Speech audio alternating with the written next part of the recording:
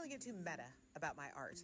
Like, I don't go really, really, really deep into the meaning of things or the naming of things, right? I'm not trying to confuse you or confound you or befuddle you. It's just like pretty, number 1, pretty, number 2, pretty, number 3, not so pretty, number 4, totally screwed this up, number 5. Let's keep it in there. It'll probably be the first to sell. Am I right?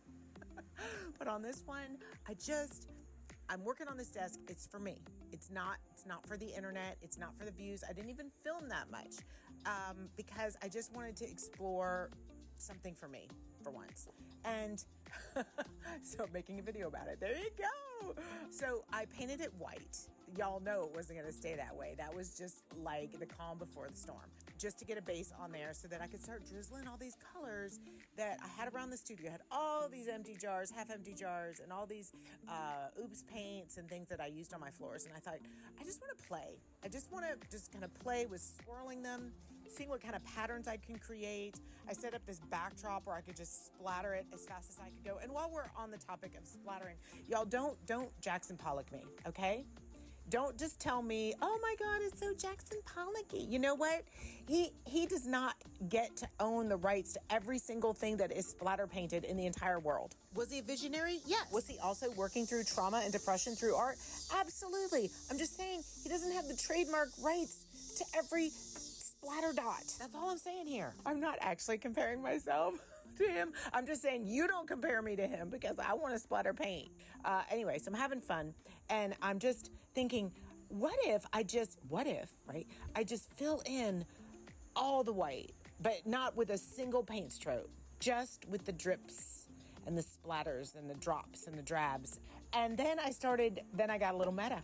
Because I was like, yeah, feels like my brain. That feels like my brain on paint, where the elusive white space just gets covered up by the random, incessant, urgent thoughts that never fucking stop, that never slow down without intervention. I started to cover up all the spaces and really have fun with the paint. And as I stood back and looked at it, I kind of enjoyed that there was some white space for your eye and your brain to take a rest inside of, right? So it wasn't just a wall of chaos. And I hear that, like, if you go to art school, that they encourage that, giving an eye a place to go, to rest. Well, you know what? I don't get to rest. If my brain doesn't get to rest, this desk doesn't get to rest. And then the more I thought about it, the more I thought, well, maybe the more chaotic this desk is and the more all of those little squiggles intertwine and totally cover up the white, it just becomes solid. It becomes solid, and then it's not chaos anymore.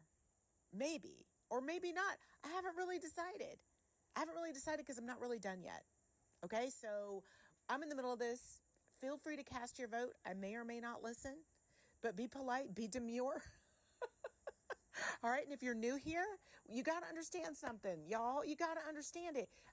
You're not always going to see the beginning, middle, and end in one video. Life is not that tidy, and neither is my page. You got to work a little bit here. You got to be invested. You got to stick with the journey. And if you don't want to stick with the journey, then just go over to YouTube and watch the finished videos. Okay. So, wish me luck. I don't know if this piece is going to bring me calm or completely send me over the edge. Cast your votes.